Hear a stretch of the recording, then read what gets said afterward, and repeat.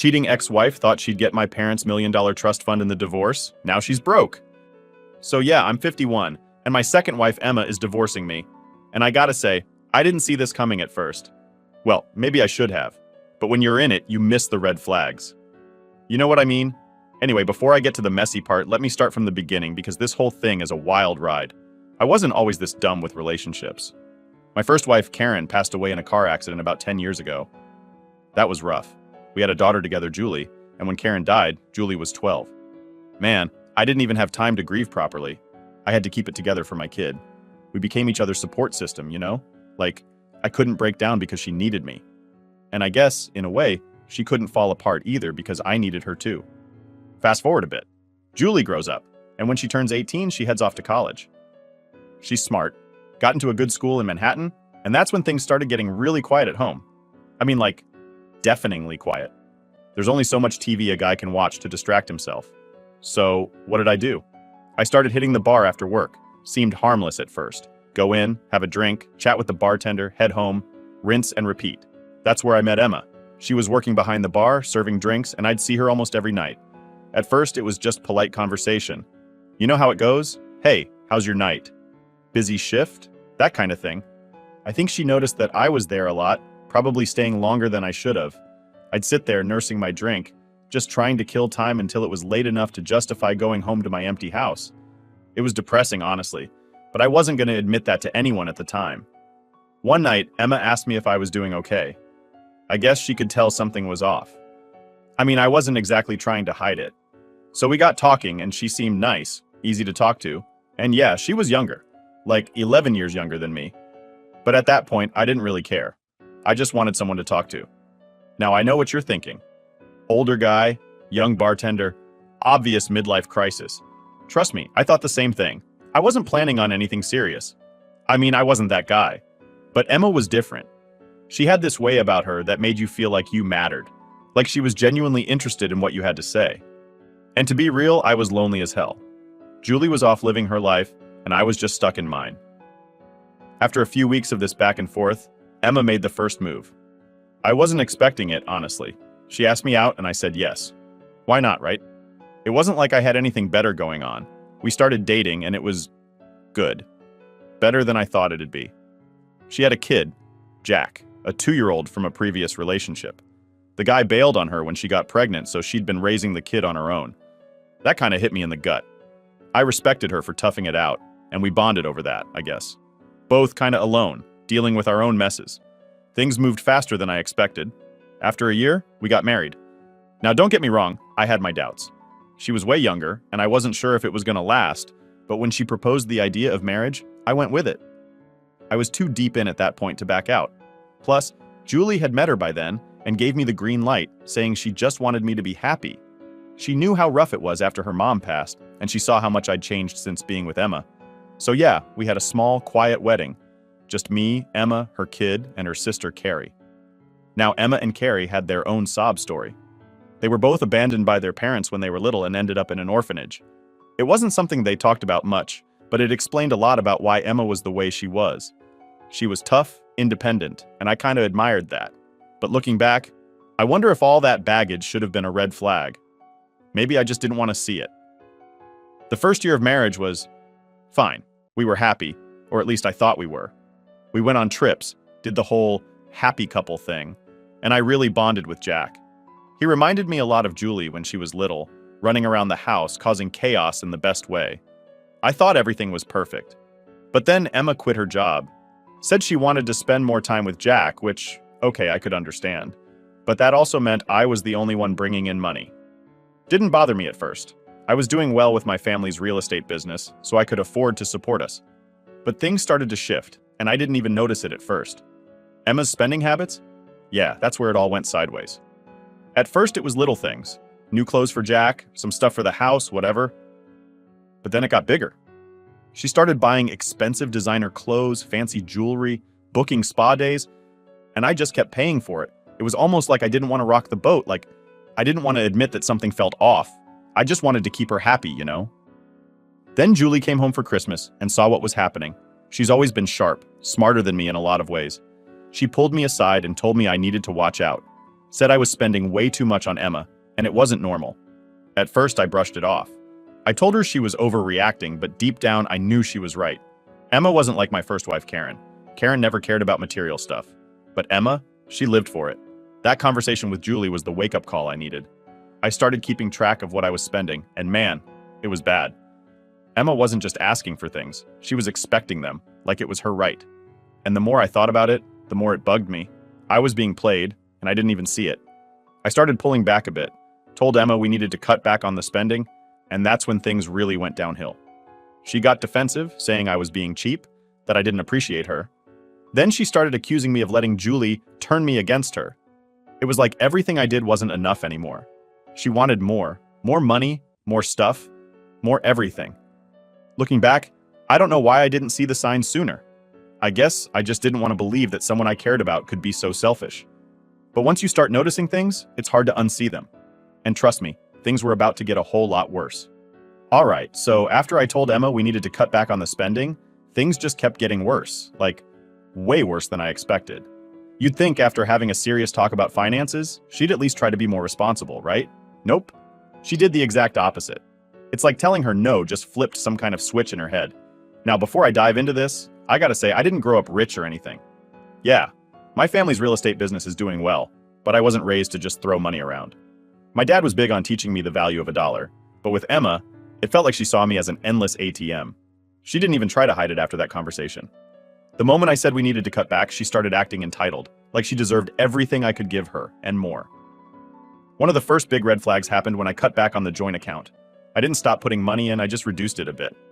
Still enough to cover the basics and give her some spending money. But apparently that wasn't good enough for her. She came at me like I'd insulted her entire existence. She said, "What? Am I not worth it anymore? You think I'm some charity case now?" I just looked at her like, "What are you even talking about?" It wasn't just about the money, though. It was how she started treating me. There was this shift, like she didn't even respect me anymore. She used to be all sweet, and now it was like I was the enemy. Every time I brought up the spending, she'd flip it back on me. "Oh, so you don't think I'm worth a nice pair of shoes?" Or, "I sacrificed my job for this family, and now you're gonna treat me like I'm useless?" It was wild. I never said anything like that. I just wanted her to be more responsible, but she made it out like I was punishing her. And let's talk about the job thing for a second. I was fine with her quitting to be home with Jack. I actually thought it was a good move at the time. But now, she was using it as leverage. Like, I owed her everything because she quit her job to be a full-time mom. Don't get me wrong, being a parent is hard work. I get that. But I didn't sign up to fund a fashion show. She wasn't spending the money on Jack or the house. She was spending it all on herself. Clothes, handbags, shoes, spa days, you name it. At this point, I started to see what Julie was talking about. Emma wasn't the same woman I'd married. Or maybe she was, and I just didn't notice it until now.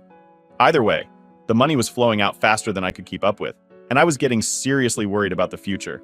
I mean, I wasn't going to go broke or anything, but I wasn't about to let her drain me dry either. Then came the parties.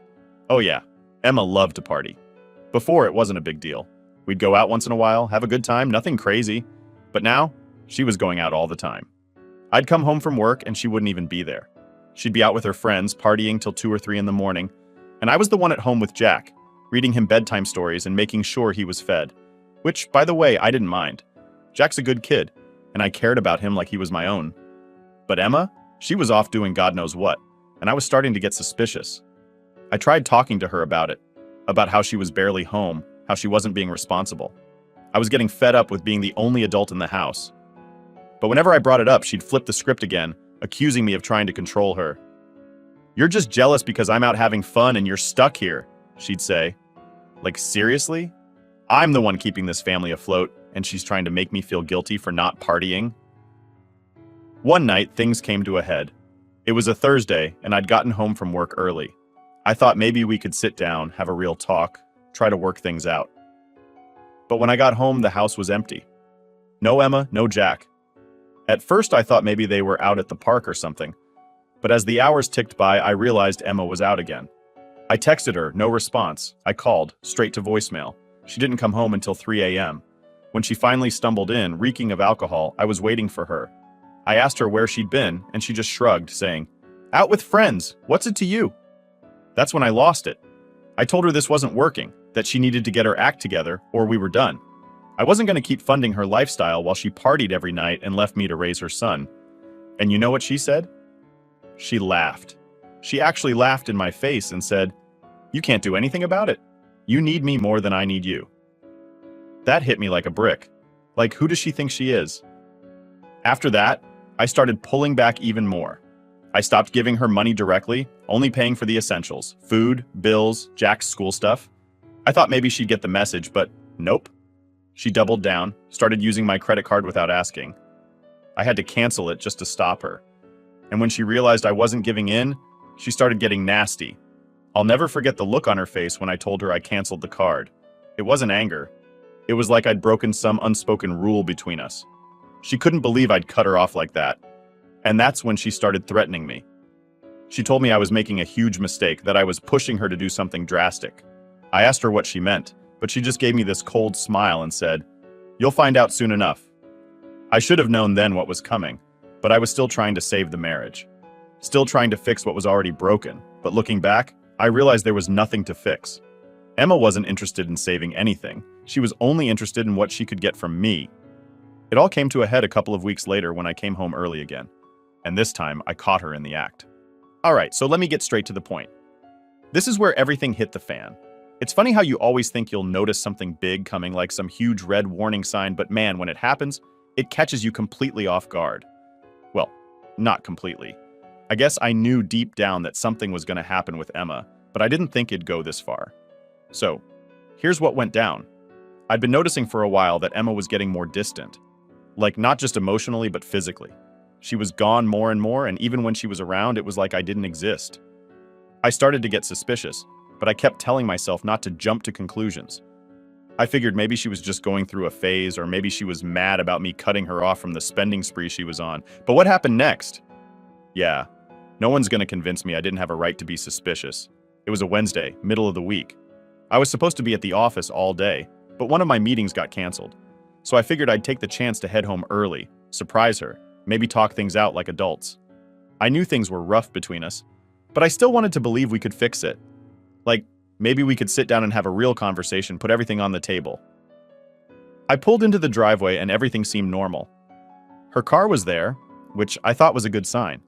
Maybe she wasn't out partying like usual. Maybe she was home with Jack, and we could just have a quiet evening for once. I walked inside, and right away, something felt off. The house was too quiet.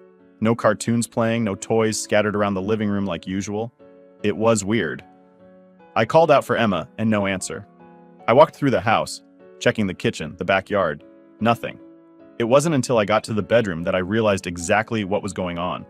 The door was slightly cracked, and I could hear voices. 2 voices. My heart dropped right into my stomach. I knew instantly what was happening, but my brain couldn't really process it, you know? Like, part of me wanted to just turn around, walk back out the door, and pretend I hadn't heard anything. But I couldn't. I had to know. So I pushed the door open, and there they were. Emma, in our bed, with some guy I'd never seen before in my life. They didn't even hear me at first. It was like I wasn't even there. But then when the guy finally noticed me standing in the doorway, he jumped up, scrambling to put his clothes on. Emma? She didn't even look surprised. She just sat there, completely calm, like she was expecting this moment to happen sooner or later. Now, you'd think I would have lost it, right? Like, that's the normal reaction when you catch your wife cheating on you. But I just stood there, staring at her, trying to wrap my head around what I was seeing. I felt nothing. No anger, no sadness, just nothing.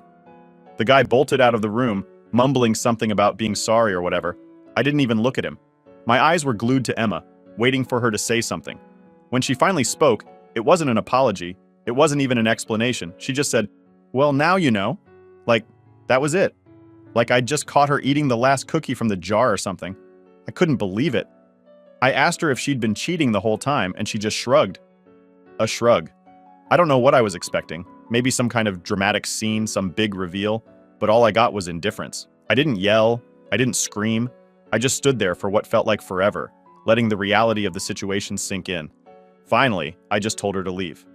That's it. I told her to get her stuff and go. And you know what? She didn't even argue. She didn't try to explain or beg me to forgive her. She just got up, started packing a bag like it was the most normal thing in the world. I sat on the edge of the bed while she packed, staring at the floor, wondering how the hell I'd ended up here. I mean, I wasn't perfect, but I sure as hell didn't deserve this. She took some clothes, her laptop, a few personal things, and then she was gone. No goodbye, no, I'm sorry, nothing. Just walked out like it was no big deal. I didn't sleep that night. I just laid there, staring at the ceiling, going over every moment of our relationship in my head, trying to figure out where it all went wrong. How did I not see it? Was I just blind the whole time? Or did I ignore the signs because I didn't want to believe them?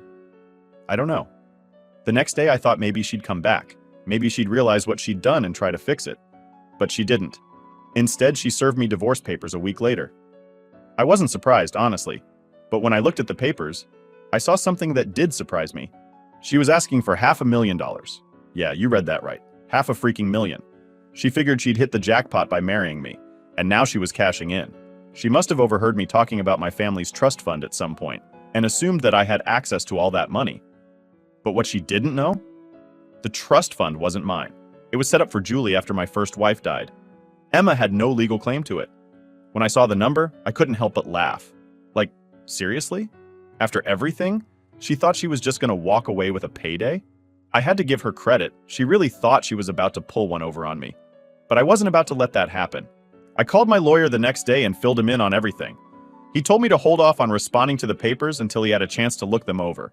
And let me tell you, I was more than ready to fight this in court. There was no way in hell she was getting a dime from me, especially after what she did. It's funny though. After she left, the house felt just as empty as it did before I met her. Maybe even more so, but instead of feeling lonely, I felt relieved. Like a huge weight had been lifted off my shoulders. Sure, I had a legal battle ahead of me, but at least I didn't have to deal with her anymore. And that's when I realized something. I didn't lose anything that day. She did. She lost the life I gave her, the stability, the support. And all for what? Some guy she barely knew? A quick escape? Who knows? But what I did know was that I wasn't going to let her get away with screwing me over financially. Not a chance. Update 1. Alright, so after Emma walked out and dropped the divorce papers on me, things didn't exactly slow down. If anything, they got messier. I mean, the cheating was bad, but the divorce? That's where she really showed her true colors. If I thought catching her in bed with another guy was the low point, I had no idea what she had up her sleeve next. So I took those divorce papers straight to my lawyer, Tim. Tim's a good guy. Straightforward, no nonsense. I needed someone who could handle this without dragging it out forever, and Tim was perfect for that. When I handed him the papers, I remember him raising an eyebrow at the $500,000 demand. He looked at me like, is she serious? And I just shrugged. I mean, what could I say? Emma clearly thought she hit the jackpot with me. Tim flipped through the pages, making notes and mumbling to himself. After a few minutes, he looked up and said, all right, here's what we're gonna do. First off, she's not getting that trust fund money. That's for your daughter, and there's no way she's gonna touch that. But you already knew that. I nodded. I wasn't worried about the trust fund. What bugged me was the fact that she had the nerve to ask for it in the first place. Like she thought she could just waltz out of my life, take my money, and run off with some guy? Not happening. Tim kept reading through the papers, and that's when he found the kicker. Okay, sorry for using that word, but it fits. Not only was Emma asking for the money, but she also wanted the house. Our house. The place where I'd lived for years, even before I met her. She wanted that too. And she wanted it now. I couldn't help but laugh. I mean, really? She cheats, leaves, and now she wants to take the house I've lived in for over a decade? Yeah, not happening. Tim wasn't laughing, though. He told me that while it seemed ridiculous, we couldn't underestimate how low she was willing to go. That's when he explained how these things tend to play out. The more outrageous the demands, the more room they give you to negotiate down, he said. I got the feeling Emma wasn't just being greedy. She was being strategic. This was her game, and I was starting to realize just how good she was at it. The next couple of weeks were a whirlwind of meetings with Tim, gathering documents, and preparing for the first court hearing. I tried to keep things normal at home, but every time I walked through the front door, I couldn't help but feel a little sick. This was the house we were fighting over, the house she was trying to take from me, and I couldn't even relax in it without thinking about that. Meanwhile, Emma was out there living her best life, or at least pretending to. I'd get texts from friends saying they saw her out at bars, fancy restaurants, or on vacation with that guy she cheated with. She was flaunting it, like she didn't have a care in the world. And that's when it hit me. She was using the joint account, the one I hadn't closed yet. She was still spending my money. I called Tim immediately, and he told me to go to the bank and close it down. So I did. And man, I wish I could have seen her face when she realized the well had dried up. That's when the real fun started. A couple of days later, I got a flurry of texts from Emma. First, they were calm, asking why there wasn't any money in the account, saying she needed it for Jack's school or some other excuse. I ignored them. Then the messages got angrier. She accused me of being petty, of trying to ruin her life, saying I was punishing her for leaving. Like, no, I'm just done funding your little vacations with your new boyfriend. She tried calling too, leaving me these long, rambling voicemails about how I was forcing her hand, and that I didn't want to see what she was capable of. It was all so dramatic, but at this point, I wasn't fazed. I saved all the messages, though. Tim said they might come in handy later. Now, here's where it gets really good. The first court hearing was coming up, and I was ready. I had everything lined up. Documents proving the trust fund wasn't mine, bank statements showing how she drained the joint account, even evidence of her cheating. Tim had it all sorted. But Emma? She showed up to court like she was walking the runway. I'm talking designer clothes, expensive heels, and that smug look on her face that made me want to scream. And get this, she brought the guy with her. To court. I didn't react. I knew better than to give her what she wanted, which was probably some big scene. Instead, I just sat there, letting Tim do his thing. As soon as the proceedings started, her lawyer jumped right into the demands. $500,000, the house, and oh yeah, spousal support. She wanted me to pay her monthly, because according to her, she'd given up her job for the good of the family, and now couldn't support herself. The nerve of this woman. But Tim was ready. He shot down the trust fund demand immediately, explaining to the judge that it wasn't even in my name and that Emma had no legal claim to it. She looked pissed, but her lawyer quickly moved on to the house. That's when Tim dropped the bombshell. Sorry, used it again. The house wasn't fully mine either. It was part of the business trust my parents had set up years ago, and Emma had no claim to that either. She didn't know any of this. I watched her face go from smug to pale in about 2 seconds flat. Then came the real kicker. Last time, I swear. Tim brought up all the evidence of her cheating. The texts, the bank records showing how she'd been using the joint account to fund her new lifestyle, and even photos of her and the boyfriend on their little vacations. The judge wasn't impressed. Emma's lawyer tried to spin it, saying she'd been forced into the affair because I was emotionally distant or some nonsense like that. But the evidence was too strong. It was clear as day what had happened. By the time the hearing was over, Emma looked like she'd been hit by a truck. The judge ruled in my favor on pretty much everything. No $500,000, no house, no spousal support. She was walking away with nothing. And let me tell you, it was the best feeling in the world. Now it's not over yet. We've still got a couple more hearings to finalize everything, but at this point I'm not worried. I've got Tim in my corner, and Emma's lost her upper hand. She thought she could play me, but in the end, it looks like she played herself. But hey, there's still more to come. I'll keep you guys posted. Update 2. After the court hearing where Emma got slapped with reality, you'd think she'd back off, right? Like, surely she'd realize that she wasn't going to win and just take the loss gracefully. But nah, that's not how Emma operates. She doubled down, trying to pull one last stunt before the final nail in the coffin. After that first court hearing, I thought things were finally wrapping up. Tim did his thing, shot down all her demands, and I was feeling pretty good about how it all went down. Emma, on the other hand, was not taking it well. I hadn't heard from her since the hearing, which was fine by me. She was out of the house, out of my life, and I was just waiting for the final divorce settlement to come through.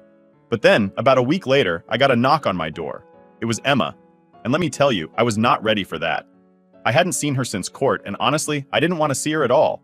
She was standing there, looking all calm, like we were just going to have a casual chat. I could already tell this wasn't going to go well. "Can we talk?" she asked, all soft and sweet, like she hadn't tried to screw me over a week ago.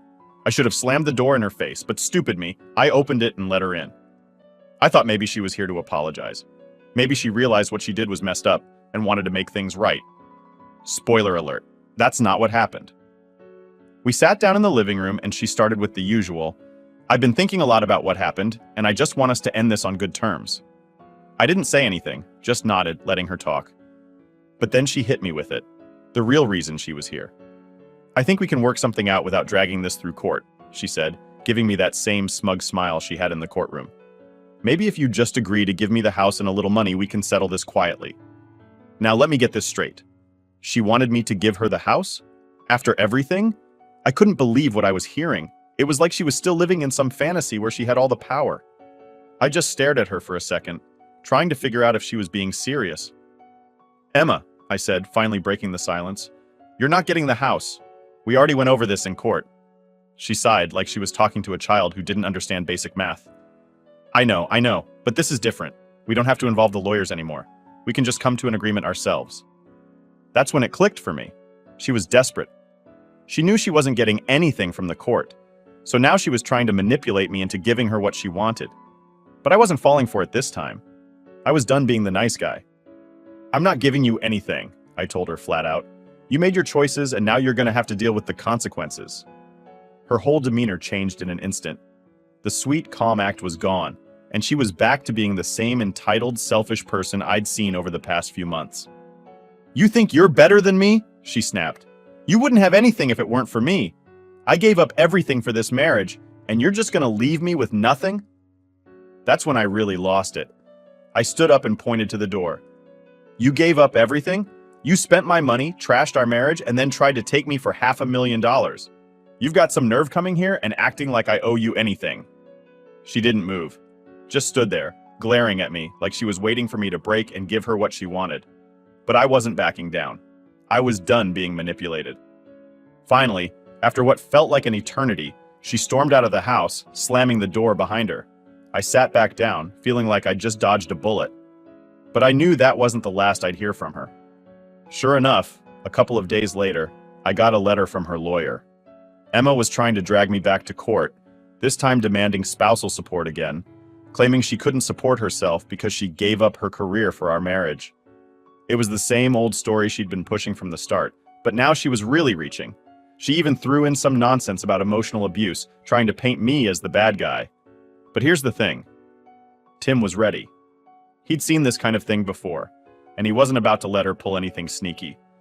We gathered all the evidence we had, the joint account records, the texts and voicemails where she was threatening me, even some photos she'd posted online of her partying it up with her new guy while still living off my money. By the time we got back to court, Emma didn't stand a chance. The judge wasn't having any of her excuses, especially when Tim laid out the full story.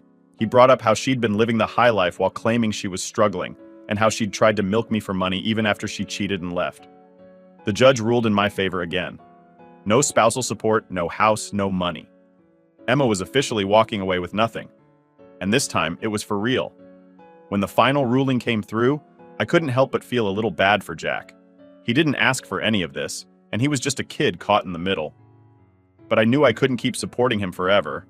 Emma was his mom, and she was going to have to figure things out for herself now. I wasn't going to be her safety net anymore. After everything was finalized, I took a few days off work to process it all. It was weird. This huge weight had been lifted off my shoulders, but at the same time, I couldn't help but think about how close I came to losing everything. Emma thought she could walk all over me, but in the end, she played herself. So yeah, that's where it all ended. I'm free now, and I'm never getting myself into a situation like that again. Marriage? No thanks. I'll stick to being single for a while, maybe forever. Thanks to everyone who followed along with this whole mess. Your support kept me going, and if there's one thing I've learned, it's that you should always trust your gut. If something feels off, it probably is. And don't let anyone take advantage of you just because you want to believe the best in them. Sometimes people show you who they really are, and you've just got to believe them. Anyway, that's it from me.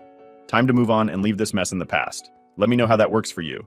If you need any more changes or ideas, feel free to ask.